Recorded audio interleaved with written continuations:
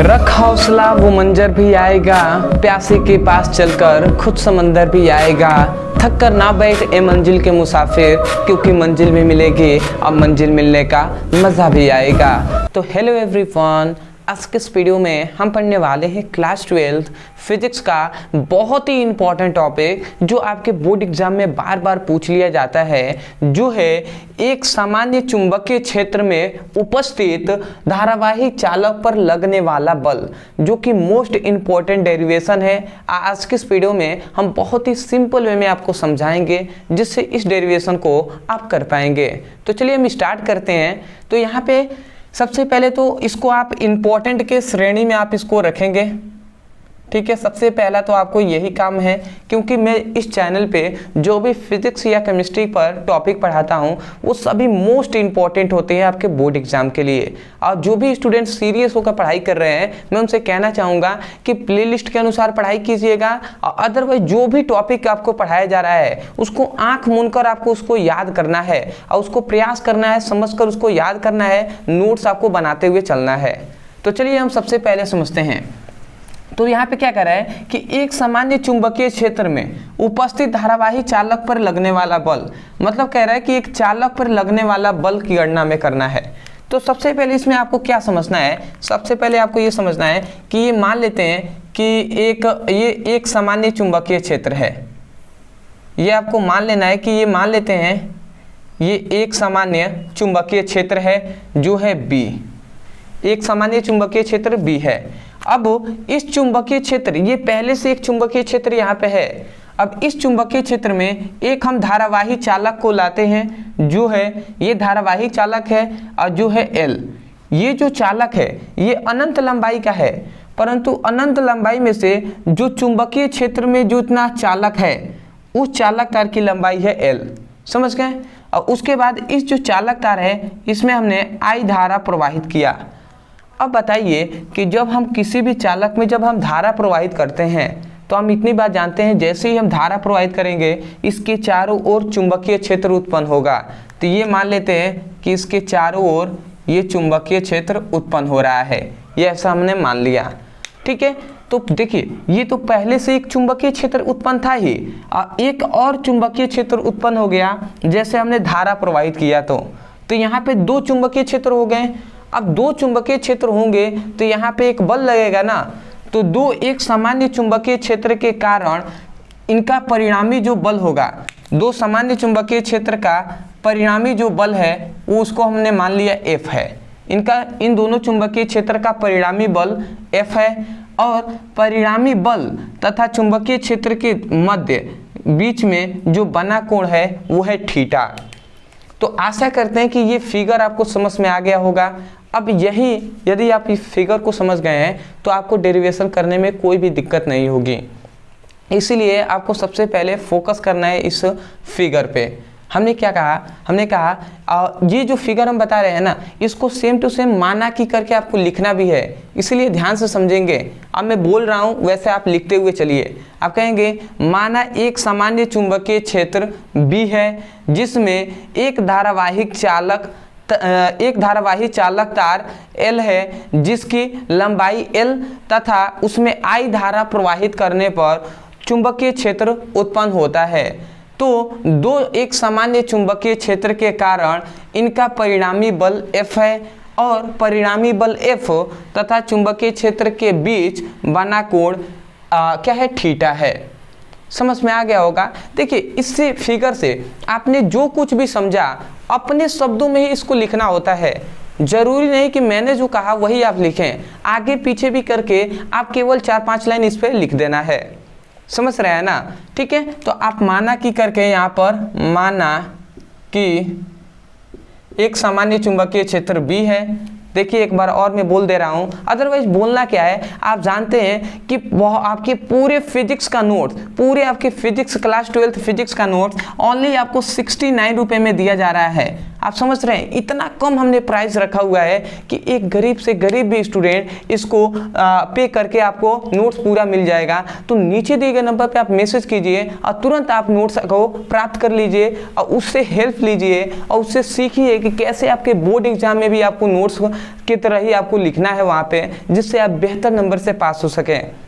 आप समझ रहे हैं कितना हमने सस्ता रखा हुआ है, आप विश्वास नहीं करेंगे। आप जाइए अदर चैनलों पर, आप जाकर नोट्स के लिए कहेंगे हम देखें एक जगह तो हमने देखा कि 60 मतलब 360 क्या है 300 मतलब समझिए 400 रुपये में आपको केमिस्ट्री का नोट्स दिया जा रहा है। इस तरीके से इतना महंगा आपको नोट्स दिया जा रहा है।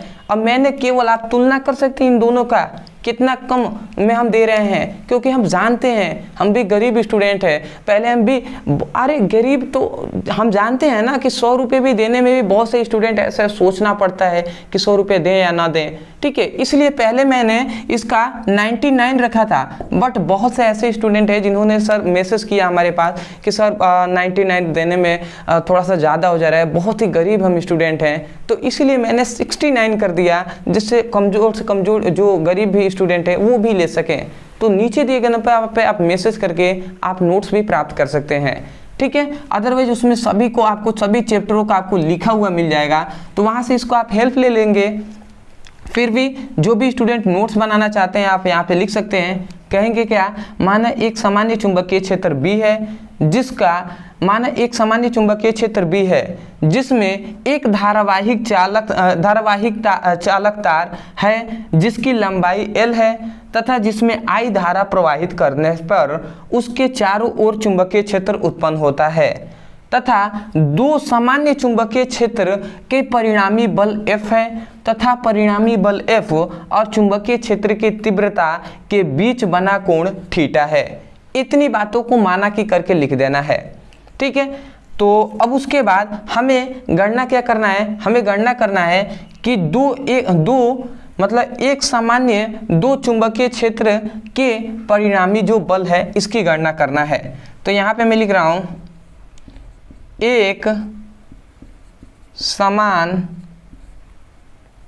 दो चुंबकीय क्षेत्र की तीव्रता के कारण तीव्रता का परिणामी बल, हम लिखेंगे तीव्रता का परिणामी बल।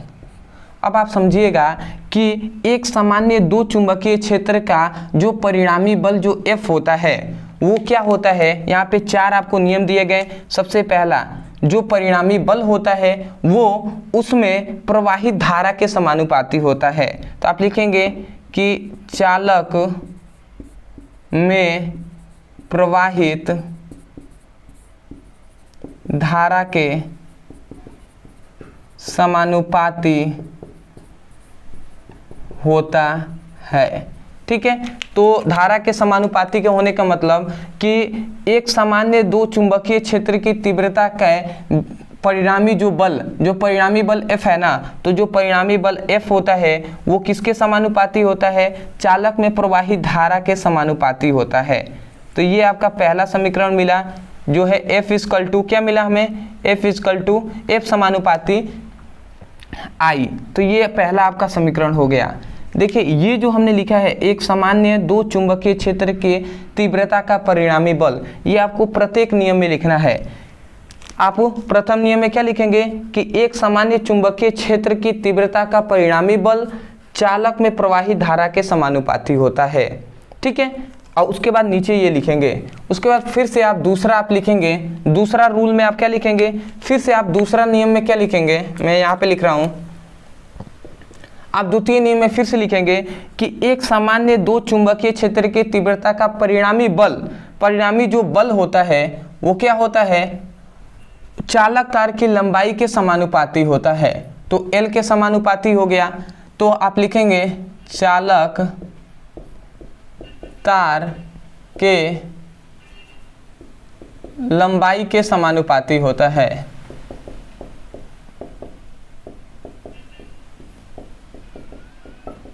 समझ में आ गया होगा आपको। तो F समानुपाती L हो गया, तो इसको हम समीकरण 2 मानते हैं। समझ में आ गया। फिर से आप तीसरा रूल इसमें क्या बताया गया, तीसरा आपको ये बताया गया कि एक सामान्य दो चुंबकीय क्षेत्र की तीव्रता का जो परिणामी जो बल होता है वो चुंबकीय क्षेत्र की तीव्रता के समानुपाती होता है। तो चुंबकीय क्षेत्र तीव्रता के समानुपाती होता है, इसको आप थर्ड मान लेंगे। अब क्या लिखेंगे यहाँ पे, चुंबकीय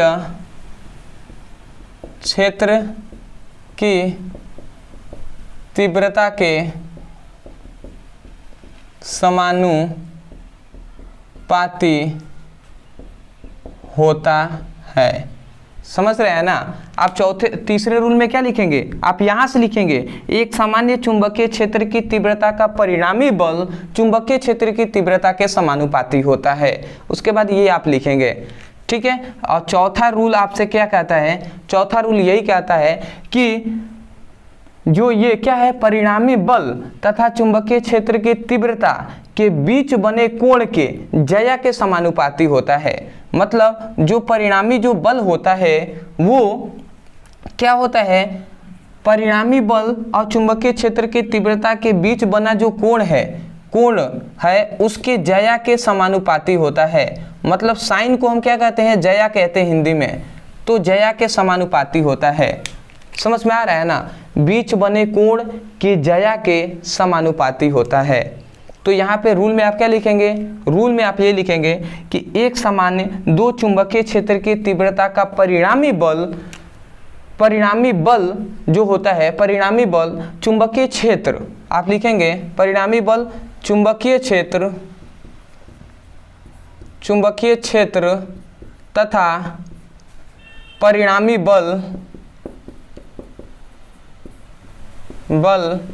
के बीच बने कोण के बीच बने कोण की ज्या के समानुपाती होता है। समझ में आ गया होगा। आपका चौथा रूल हमने क्या बताया है, आप यहाँ से यहाँ तक सभी रूल में आपको सभी नियमों में लिख कर और उसके बाद यहाँ से लेकर यहाँ तक लिखना है और ये आपको बना लेना है, ठीक है। ये चौथा आपका हो गया। देखिए आपको सब कुछ इसी से आपको बोलना है। सबसे पहला क्या बताया गया कि जो क्या होता है, परिणामी बल होता है वो चालक में प्रवाही धारा के समानुपाती होता है, चालक की लंबाई के समानुपाती होता है, चुंबकीय क्षेत्र की तीव्रता के समानुपाती होता है, और थीटा मतलब क्या इन्होंने बताया कि चुंबकीय क्षेत्र की तीव्रता और परिणामी बल के बीच बने कोण के ज्या के समानुपाती होता है। तो चार ये इन्होंने नियम दिया। और उसके बाद यदि हम इन चारों को मिलाते हैं तो चारों को यदि हम लिखते हैं समीकरण फर्स्ट, सेकेंड, थर्ड, फोर्थ से, ठीक है। यदि हम इन चारों को मिलाते हैं, क्योंकि चारों का जो बल है, परिणामी बल एक सामान्य है, तो परिणामी बल F जो होगा वो समानुपाती क्या हो जाएगा, ILB साइन थीटा। तो ILB साइन थीटा, ठीक है, ये हो जाएगा। अब देखिए ये जो समानुपाती का जब चिन्ह हटता है तो यहाँ पे की एक नियतांक आता है और उसके बाद ILB साइन थीटा हो गया। अब यहाँ पे जो क्या है, जो वैज्ञानिक है उन्होंने कहा कि जो k का मान होता है यहाँ पे 1 होता है। तो जो k का मान यदि 1 हो जाए, k का मान यदि 1 हो जाता है तो यहाँ से जो परिणामी बल निकलेगा, जो परिणामी बल F का जो मान निकलेगा वो ILB साइन थीटा होगा। और ये आपका फॉर्मूला यहाँ से मिलता है, ठीक है, ILB साइन थीटा। तो ये आपका परिणामी बल निकल गया, यही आपको प्रूफ करना होता है। तो यहाँ से लेकर यहाँ तक आपको लिखना है, तब जाकर ये डेरिवेशन आपका कंप्लीट हुआ। और ये मोस्ट इम्पॉर्टेंट डेरिवेशन है। आशा करते हैं आपको समझ में आ गया होगा। अदरवाइज मैं यही कहूँगा यदि आपको समझ में आ गया है तो एक बार हमें कमेंट सेक्शन में बता दीजिएगा कि वास्तव में आपको वीडियो कैसा लगा।